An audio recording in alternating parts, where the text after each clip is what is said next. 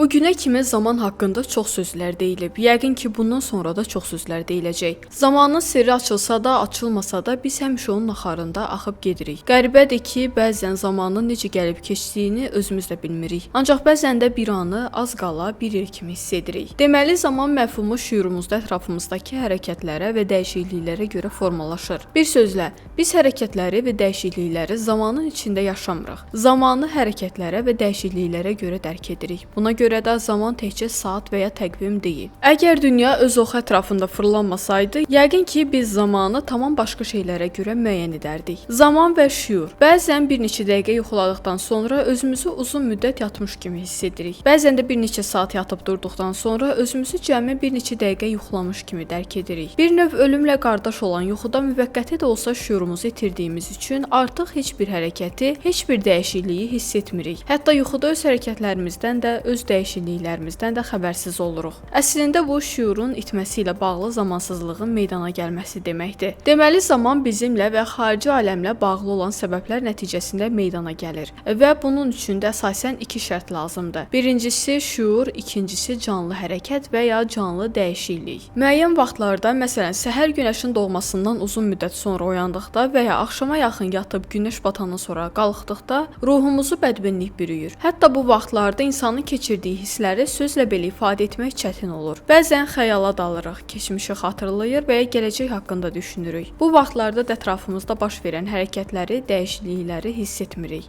Xəyallardan ayıldıqdan sonra isə nə qədər vaxt keçdiyini təyin etməkdə çətinlik çəkirik. Bu isə zamanın izafiliyidir. Zaman yaradılır, lakin biz zamanı öz düşüncələrimizə, hərəkətlərimizə görə hiss edirik. Əslində şüurumuz zamanı ölçmür, çünki izafi şeyləri ölçmək mümkün deyil. Hərəkətin və ya dəyişikliyin özünün də zamana ehtiyacı var. Lakin hərəkət və ya dəyişiklik olmadan zamanı hiss etmək qeyri-mümkündür. Zaman və sürət.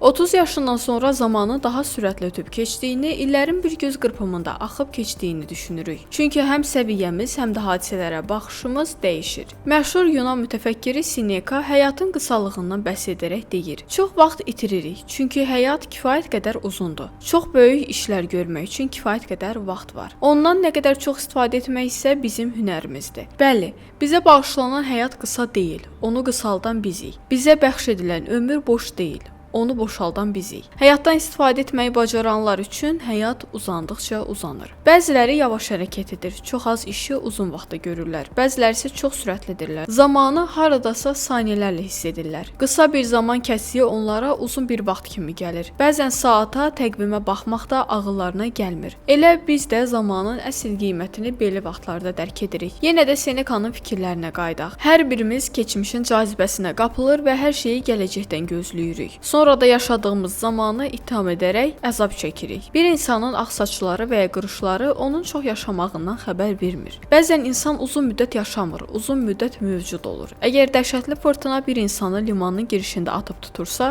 biz onun dənizdə çox səyahət etdiyini deyə bilərikmi? O dənizdə çox səyahət etmir. O sadəcə olaraq fırtınalı günlərdə dəniz sularında ləngər vurur. Başqa bir hikmət sahibi isə bu haqda deyir: "Ən uzun ömürlər ən çox yaşayanlar deyil, həyatlarından ən çox istifadə edənlərdir." Bu ölçüyə görə 100 yaşında saniyələrin bərəkətindən məhrum qalmış qısa ömürlər olduğu kimi, 10 yaşında illərin bərəkətini qazanmış uzun ömürlər də yox deyil.